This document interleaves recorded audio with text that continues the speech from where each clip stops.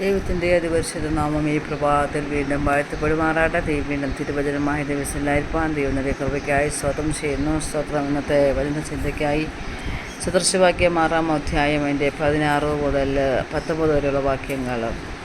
6 കാര്യം യഹോവയ്ക്ക് വെറുപ്പാകുന്നു, 7 കാര്യം അവന് അറപ്പാകുന്നു: ഗർവമുള്ള കണ്ണ്, വ്യാജമുള്ള നാവും, കുറ്റമില്ലാത്ത രക്തം ചൊരിയുന്ന കൈയും, ദുരുപായം നിരൂപിക്കുന്ന ഹൃദയവും, ദോഷത്തിന് ബന്ധപ്പെട്ട് ഓടുന്ന കാലും, ഭോഷ്ക് പറയുന്ന കള്ളസാക്ഷിയും, സഹോദരന്മാരുടെ ഇടയിൽ വഴക്കുണ്ടാക്കുന്നതും തന്നെ. സ്തോത്രം. സ്വർഗീയ പിതാവ്, ഈ സമയത്തിനായ സ്തോത്രം.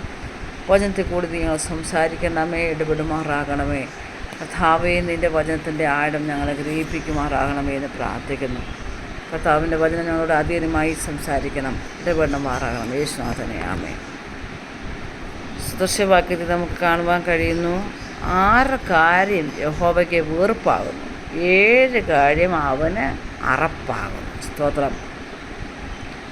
അവ എന്തൊക്കെയാണ്? ഒന്നാമതായിട്ട് പറയുന്നത് ഗർവമുള്ള കണ്ണ്. ഗർവം പറഞ്ഞാൽ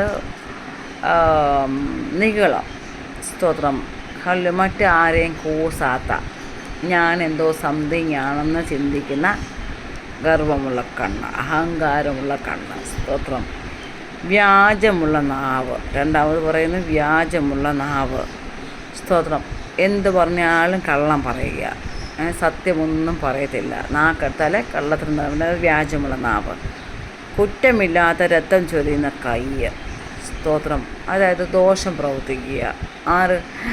ഒരു തെറ്റും ചെയ്യാത്ത, അല്ലെങ്കിൽ നമുക്ക് ദോഷം ചെയ്യാത്ത വ്യക്തികളെ നാം ഉപദ്രവിക്കുക.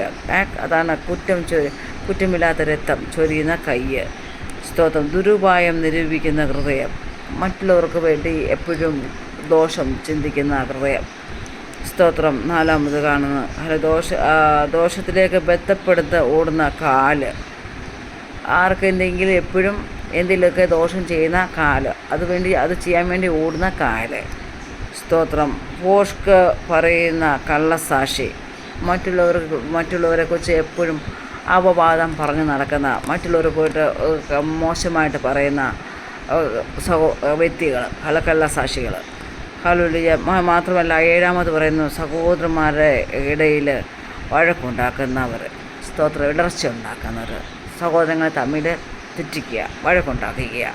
സ്തോത്രം.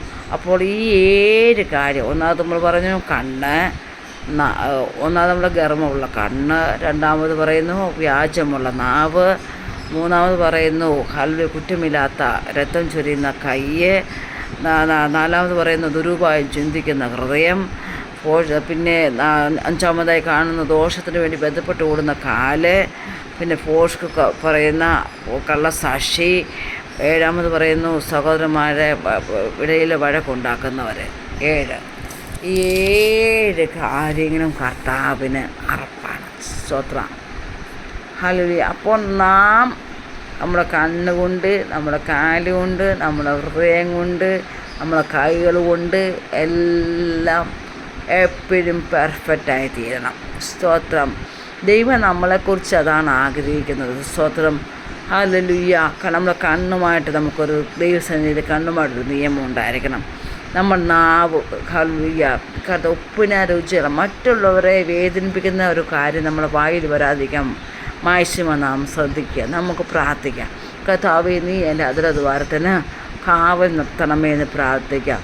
കാരണം യെശയ്യാവെന്ന വലിയ പ്രവാചകൻ വരെയും നിലവിളിച്ച് പ്രാർത്ഥിക്കുന്ന, അതുവരെയും അവന് ഹല്ലേലൂയ മറ്റുള്ളവർ അയ്യോ കഷ്ടം, നിനക്കയ്യോ കഷ്ടം, നിനക്കയ്യോ കഷ്ടം എന്ന് പറഞ്ഞ് പ്രവചിച്ച യെശയ്യാ പ്രവചനം 6-ാം അധ്യായത്തിൽ നമുക്ക് ഉസ്യാവ് മരിച്ച ആണ്ടിൽ ഹല്ലേലൂയ കർത്താവിൻ്റെ സിംഹാസനത്തിൽ പൊങ്ങി താണും ദൂതന്മാർ കയറി ഇറങ്ങുന്നത് യെശയ്യാവ് ദർശനം കണ്ടപ്പോൾ, യെശയ്യാവ് അതുവരെയും മറ്റുള്ളവർക്ക് അയ്യോ കഷ്ടം എന്ന് പറഞ്ഞ യെശയ്യാവ് അപ്പോൾ നിലവിളിച്ച് പറയുക, അയ്യോ എനിക്ക് കഷ്ടം. അത് തന്നിലേക്ക് തന്നെ സ്വർഗീയ പിതാവിനെ യഥാർത്ഥമായി തൻ്റെ മഹത്വം വെളിപ്പെട്ടപ്പോൾ ഹല്ലേലൂയ യെശയ്യാവ് നിലവിളിക്കുകയാണ്, അയ്യോ എനിക്ക് കഷ്ടം, ഞാൻ അശുദ്ധിയില്ലാത്ത അതിരമുള്ള മനുഷ്യൻ, അശുദ്ധിയുള്ള മനുഷ്യരുടെ ഇടയിൽ വസിക്കുന്നു. അപ്പോൾ സ്തോത്രം. ഹല്ലേലൂയ. നാം എപ്പോഴും മറ്റുള്ളവരെ കുറ്റം വിധിക്കുന്നതിന് മുമ്പായി നാം നമ്മിലേക്ക് തന്നെ ഒന്ന് നോക്കിയാൽ, കർത്താവിൻ്റെ മഹത്വം നാം ഒന്ന് ദർശിച്ചാൽ, സ്തോത്രം. നമുക്ക് ഒന്നാമതായി നാം യഥാർത്ഥമായി നാം ഒരു ദൈവപൈതലാണെങ്കിൽ നമുക്ക് മറ്റുള്ളവരെ കുറ്റം വിധിക്കാനോ മറ്റുള്ളവരെ കുറ്റം പറഞ്ഞു നടക്കുവാനോ യേശുവിനെ പറഞ്ഞു നടക്കുവാനോ നമുക്ക് കഴിയത്തില്ല ദൈവമക്കളെ. സ്തോത്രം. അത് ഒരു ഒരു വല്ലാത്ത സ്പിരിറ്റാണ്. സ്തോത്രം. അങ്ങനെയുള്ള സ്പിരിറ്റുള്ളവരുമായിട്ട് നാം കൂടിയിരിക്കാതിരിക്കുക എന്നാണ് ഏറ്റവും നല്ലത്. സ്തോത്രം. ഹല്ലേലൂയ. ദൈവത്തിൻ്റെ മഹത്വം കണ്ട യെശയ്യാവ് പറയുന്നത്, അയ്യോ ഞാൻ അശുദ്ധിയുള്ള മനുഷ്യൻ, അശുദ്ധിയുള്ള ജനത്തിൻ്റെ ഇടയിൽ പാർക്കുന്നു. സ്തോത്രം.